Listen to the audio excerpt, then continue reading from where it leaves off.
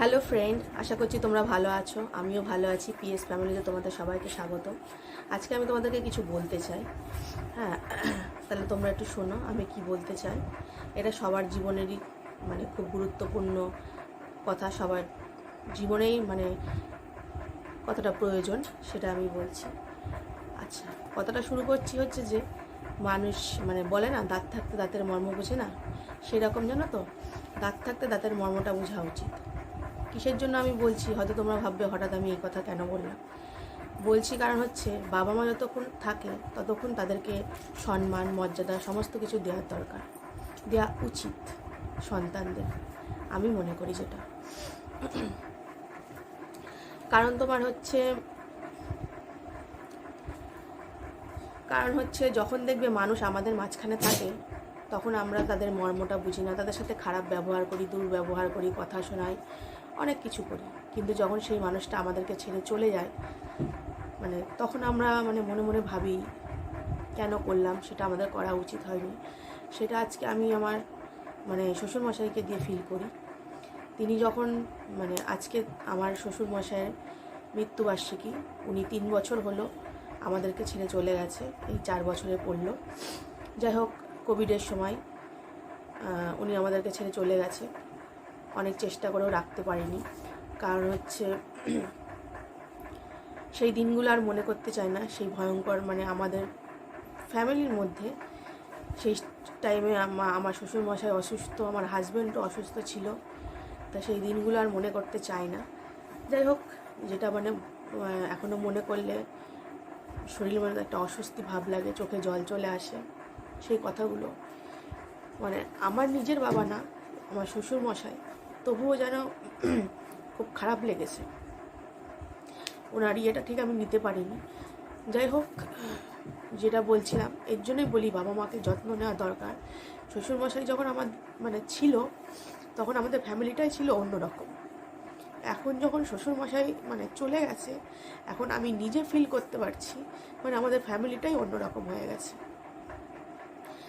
আর তার জন্য বলি, বাবা মা না থাকলে, বাবা মা মৃত্যুবার্ষিকীতে নানা রকম ভালো ভালো রান্না খাওয়ার দাওয়ার না দিয়ে বাবা মা যতক্ষণ পৃথিবীতে আছে ততক্ষণ তার সেবা যত্ন করো, যাতে সে চলে গেলে মনে অতটা কষ্ট আফসোস না হয়। আমরা করিনি তা না, করেছি, তার জন্য খুব চেষ্টা করেছি, কিন্তু সে যে এখন নেই সেটা ফিল করতে পারছি, সেটা ফিল করে খুব খারাপ লাগছে। এই কথাগুলো আজকে এর জন্যই বললাম। আজকে আমার শ্বশুরের মৃত্যুবার্ষিকী, ওনার মৃত্যুবার্ষিকীটা আসলে খুব খারাপ লাগে। একটা সময় ছিল উনি যখন কিছু বলতো খুব খারাপ লাগতো, কেন এরকম করে আমাদের বলছে, কেন ইয়ে করেছে, কিন্তু এখন বুঝতে পারছি যে উনি যখন ছিল আমাদের ভালোর জন্যই বলেছে। তাই প্রত্যেকটা ছেলে মেয়েকে বলবো, কিংবা প্রত্যেকটা ছেলের বউদেরকে বলবো, যতক্ষণ শ্বশুর শাশুড়ি আছে নিজের বাবা মার মতনই মনে করো। আর ছেলেদেরকেও বলবো বাবা মায়ের যত্ন নিও, কারণ বাবা মা চলে গেলে কিন্তু আর ফিরে আসবে না। তার জন্যই প্রথমে কথাটা বলেছিলাম, দাঁত থাকতে দাঁতের মর্ম বুঝতে হয়। দাঁত চলে গেলে তখন পস্তিও আর লাভ নেই। তাহলে যদি আমার ভিডিওটা তোমাদের ভালো লাগে, আশা করছি আমার কথাগুলো তোমাদের ভালো লাগবে। ভালো লাগলে তাহলে তোমরা সেই মতনই তোমাদের বাবা মার সাথে ব্যবহার করো, ভালো ব্যবহার করো, তারা যেন একটু হাসি খুশি থাকতে পারে।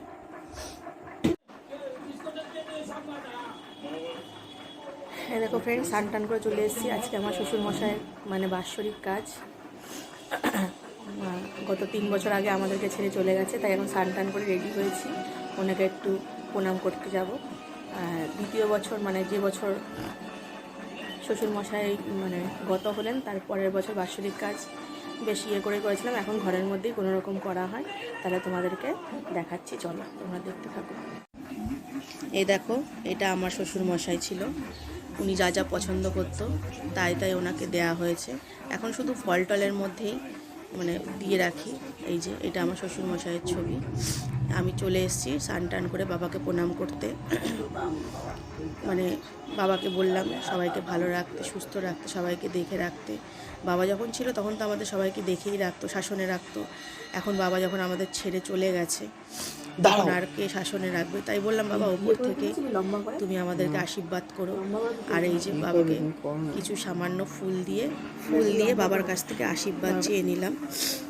আর বাবার মানে পছন্দের ফল টলগুলো দিয়েছি, বাবা যা যা খাওয়া পছন্দ করতো সেগুলো দিতে পারিনি, ইচ্ছা আছে একবার ঠিক দেবো। তাহলে ফ্রেন্ড, ভিডিওটা তো দেখলে আমি কিসের জন্য তাহলে প্রথমে কথাগুলো বলেছিলাম, আশা করছি তোমরা বুঝতে পেরেছো। যাই হোক, তাহলে যদি আমার ভিডিওটা তোমাদের ভালো লেগে থাকে, আমার কথাগুলো তোমাদের ভালো লেগে থাকে, তাহলে আমার চ্যানেলটাকে তোমরা সাবস্ক্রাইব করে দিও। আর আমার শ্বশুরের জন্য তোমরা একটু প্রার্থনা করো, উনি যেখানেই আছে যেন ভালো থাকে, আনন্দে থাকে। আমরা তো জানি না উনি কোথায় আছে না আছে। যাই হোক, তাহলে যদি আমার ভিডিওটা তোমাদের ভালো লেগে থাকে, তাহলে যদি তোমরা ফেসবুক পেজ থেকে দেখে থাকো, তাহলে আমার চ্যানেলটাকে ফলো করে দিও। আর যদি তোমরা ইউটিউব থেকে দেখে থাকো, আমার চ্যানেলটাকে সাবস্ক্রাইব করে দিও। তাহলে আমি যা এটা বলার কারণ হচ্ছে, আমি যা যা ভিডিও ছাড়বো সবার আগে তোমাদের কাছে নোটিফিকেশানটা পৌঁছে যাবে। তাহলে ফ্রেন্ড, ভিডিওটা আর বেশি বাড়াচ্ছি না, এখানে শেষ করছি। আজকে শ্বশুরমশাইয়ের কাজ দিয়ে শেষ করলাম। এরপরে ডেলি ব্লগ আরও কিছু দেবো, ডেলি কী করি না করি আস্তে আস্তে দিতে থাকবো, ঠিক আছে? তাহলে ভিডিওটা না বাড়িয়ে এখানে শেষ করলাম। Good night.